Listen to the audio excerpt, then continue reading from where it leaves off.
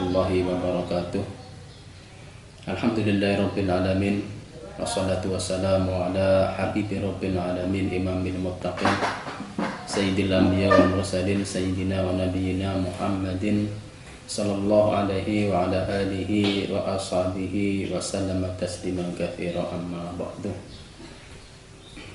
Alhamdulillah, pada kesempatan pagi ini kita semua masih diberikan kenikmatan iman, Islam, nikmat sehat walafiat, sehingga pada pagi hari ini kita masih bisa memenuhi salah satu kewajiban kita sebagai seorang muslim, sebagai seorang yang beriman, yaitu thalabul ilmi, mencari ilmu. Karena itu fardu ain bagi setiap orang muslim, dimanapun mereka berada, kapanpun dan bagaimanapun mereka berada. Baiklah, untuk adik-adik semua, pada kali ini kita masih membahas daripada Nadhum Aqidatul Awam. Pada minggu yang lalu kita telah membahas tentang bait Nabiyuna Muhammadun qad ursila lil alamin rahmatan wa fudila. Ada yang menarik pada bait ini yang kalau kita bahas itu sangat luas sekali penjabarannya. Bait ini memberikan pengertian bahwa diutusnya Nabi Muhammad SAW di samping sebagai rahmat juga sebagai fudila, keutamaan. Ya. Bicara tentang rahmat, tentang alam, tentang keutamaan beliau itu sangat banyak sekali, ya. Mungkin yang perlu kalian pahami di sini adalah bahwa salah satu rahmat daripada baginda Rasulullah SAW kepada seluruh alam adalah bahwa penciptaan beliau, ya, awal penciptaan beliau pun itu udah menjadi rahmat bagi semesta alam, ya. Itu penciptaan nur baginda Rasulullah SAW. Dengan nur itulah Allah menciptakan alam semesta. Dengan nur itulah Allah menciptakan para nabi, para rasul yang mereka diutus tidak lain tidak bukan adalah untuk mensiarkan, untuk mentauhidkan daripada ajaran Ad-Dinul Hanif. Jadi di sini disebutkan bahwa Nabi Muhammad SAW di alam arwahnya itu diutus kepada Jamil Anbiya wal Mursalin, diutus kepada seluruh nabi, para rasul, juga diutus kepada umat-umat mereka terdahulu. Hanya saja bahwa yang pertama, penciptaan nur Nabi Muhammad SAW ini menandakan bahwa nanti Nur Muhammad akan dilahirkan dalam bentuk badan jasmaniah, ya. Nah inilah, jadi Allah menciptakan Nabi Adam alaihissalam, ya, itu adalah sebagai rahmat bagi manusia. Jadi ketika Nabi Adam alaihissalam memakan buah kuldi di surga, ya, yang dikatakan apa itu melanggar perintah Allah, karena perintah Nabi Adam tidak boleh mendekat kepada buah kuldi di waktu itu. Tapi disinilah ada skenario dari Allah Subhanahu Wa Taala, ya, yang menjadikan Nabi Adam alaihissalam memakan buah itu. Ada peran setan, ada peran iblis di sana, ya. Tetapi hikmah daripada Nabi Adam alaihissalam memakan buah itu, ya, sehingga Nabi Adam diturunkan ke bumi. Nah, bismillah, ya, mulai perjalanan bentuk daripada rahmat Allah Subhanahu Wa Taala.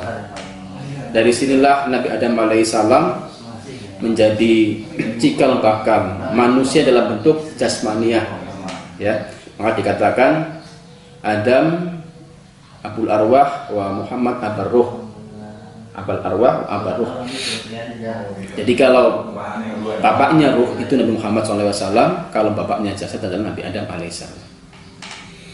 Dalam perjalanan Nabi Adam alaihissalam sampai ke baginda Rasulullah SAW itu memakan waktu ribuan tahun. Nah, di sini salah satu rahmat, ya, rahmat diciptakannya Nabi Muhammad SAW, ya, adalah Allah menciptakan Nabi Adam alaihissalam. Kenapa? Karena nanti Nabi Muhammad SAW akan dilahirkan melalui proses jasmaniah, melalui proses tidak seperti alam ruhaniyah. Jadi alam arwahnya, alam ruhnya Allah menciptakan Nabi Muhammad sebelum Allah menciptakan segala sesuatu. Karena Nabi Muhammad diutus, ya, rahmatan lil alamin, maka akan dimunculkan sebagai seorang nabi, seorang rasul yang memiliki sifat-sifat jais, ya, berupa rasa sakit dan sebagainya.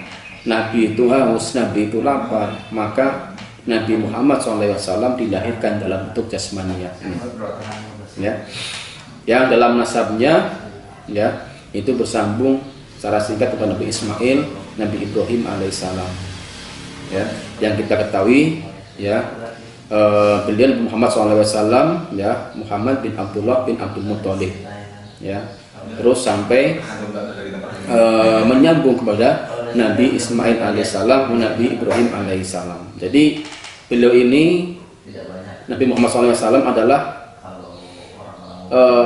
yang terbaik dari yang terbaik. Jadi kalau mau dibilang best of the bestnya itu Nabi Muhammad SAW. Jadi penciptaan yang paling sempurna daripada makhluk Allah Subhanahu Wa Taala adalah Nabi Muhammad SAW, baik dalam bentuk jasad maupun dalam bentuk ruhaniyahnya. Karena memang Allah menciptakan Nabi Muhammad SAW itu yang paling awal, yang paling utama. Sehingga dari itu semua Allah menciptakan surga, Allah menciptakan neraka. Nah, inilah bentuk-bentuk daripada rahmat Allah Subhanahu Wa Taala yang diberikan kepada baginda Nabi besar Muhammad SAW. Ya. Jadi bicara rahmat itu sangat luas sekali. Bentuk ajaran beliau, syariat beliau, ya, itu juga sebagai rahmat bagi seluruh alam, ya. Jadi rahmatnya ada yang bilang hanya untuk orang mukmin, ada juga yang bilang hanya untuk seluruh umat manusia. Tetapi yang kesepakatan para ulama adalah bagi seluruh alam. Maka ada dua rahmat, yaitu ada rahmat khusus, ada rahmat umum. Yang khusus kepada seluruh orang yang beriman, orang Islam. Yang umum kepada seluruh manusia makhluk itu rahmat Nabi besar Muhammad SAW. Rahmatnya bagi orang kafir bagaimana? Orang kafir yang melanggar di masa adanya Nabi Muhammad SAW dan setelahnya beliau wafat, mereka yang kafir tidak disegerakan azabnya, tidak seperti umat-umat Nabi zaman dahulu yang ketika mereka tidak beriman dengan Nabi dan Rasulnya, Allah langsung azab mereka. Nabi Daud umatnya diazab langsung, Nabi Musa alaihissalam, Nabi Soleh, ya, kemudian Nabi Lut. Nah, ini contoh umat-umat pada Nabi dan Rasul sebelum Nabi Muhammad SAW, ya, yang langsung diazab ketika mereka tidak beriman kepada para nabi-nabi, para rasul terdahulu sebelum Nabi Muhammad SAW. Ini rahmat bagi orang kafir. Di zaman sekarang, mereka yang kafir, mereka yang tidak beriman dengan baginda Rasulullah SAW tidak langsung diazab sama Allah. Itulah bentuk rahmat bagi mereka yang kafir. Bagi orang yang beriman, rahmat bagi khusus orang beriman, orang Islam, ya, mereka diberikan tuntunan ajaran yang ajaran itu kalau diikuti membawa kebahagiaan dunia dan akhirat. Sehingga dituntun di dalam ajarannya, contoh salah satunya, ya, di dalam kitab fikih telah dibahas panjang lebar tentang bab toharoh. Jadi kalau orang mau sholat harus bersuci dahulu, cuci tangan, ya, kumur-kumur dan sebagainya. Itu adalah bentuk rahmat dari Allah Subhanahu wa taala karena adanya Nabi Muhammad sallallahu alaihi wasallam. Itu contoh rahmat. Itu pun masih sangat panjang lebar oleh rahmat daripada baginda Rasulullah sallallahu alaihi wasallam. Kita bisa bayangkan bagaimana kalau kita sholat nggak wudu. Ya, bagaimana kalau kita sholat tidak cuci tangan, kita tidak kumur-kumur. Tentunya dari kita habis kerja, kita beraktivitas keseharian, ya, kemudian bau badan sebagainya, pakaian dan sebagainya, maka ada syarat-syarat untuk orang itu bisa menjalankan sholat, suci pakaian, suci badan, suci tempat. Itu adalah sebuah rahmat khusus bagi orang-orang yang beriman, ya, agar Allah Subhanahu wa taala meridhoi ibadahnya, ya, dengan mengikuti siapa? Mengikuti baginda Rasulullah sallallahu alaihi wasallam. Ya. Dan kemudian ada kata fudilah, ya, keutamaan. Di sini keutamaan bagi umat Nabi Muhammad SAW. Bahkan di dalam kitab Musul Ibad, Nabi Adam alaihissalam pernah iri kepada baginda Rasulullah SAW dan umatnya. Pernah di dalam dikutip dari kitab itu, ya, dulu saya berdosa, saya dikeluarkan dari surga, tapi umat Nabi Muhammad SAW, ya, tidak seperti itu perlakuannya. Ini karena rahmatnya Nabi Muhammad SAW. Nabi Adam ketika berdosa, dia arian, ya, itu bertelanjang, tidak pakai pakaian. Umat Nabi Muhammad SAW berdosa masih tetap pakai baju, masih tetap pakai pakaian. Ketika berdosa tidak dipisahkan. Nabi Adam berdosa dipisahkan dengan Siti Hawa. Umat Nabi Muhammad SAW yang berdosa suami istri tidak dipisahkan dengan istri dan anaknya. Itulah salah satu bentuk daripada rahmat Nabi Muhammad SAW kepada seluruh alam. Jadi ada rahmat yang khusus, ada rahmat yang umum. Ya, bagi orang kafir tidak disegerakan azabnya. Bagi orang beriman diberikan aturan tuntunan, ya, beban taklif untuk menjalankan agama Islam yang kalau diikuti akan membawa kebahagiaan dunia dan akhirat. Mudah-mudahan apa yang saya sampaikan ini dapat dipahami dan mudah-mudahan Allah Subhanahu wa taala membuka pintu hati kita untuk memahami daripada ilmu-ilmunya Allah, baik yang tersirat maupun yang tersurat, dengan barakah daripada guru kita yang mulia Al-Alim Al-Alamah Al-Alim bin Syekh Syekh Kabir Ustaz Ahmad bin Syekh Bakar bin Salim. Sebelum akhiri pembelajaran daring pada pagi hari ini, ya, untuk kalian semua di rumah tetap jaga kesehatan, ya, jangan keluar rumah ketika tidak perlu, tetap kita berbuat yang terbaik sesuai dengan aturan yang berlaku, ya. Jadi tetap memakai protokol kesehatan, ya. Mudah-mudahan pandemi ini cepat berlalu. Amin amin ya rabbal alamin. Adam ini wallahu a'lam bishawab. Assalamualaikum warahmatullahi wabarakatuh.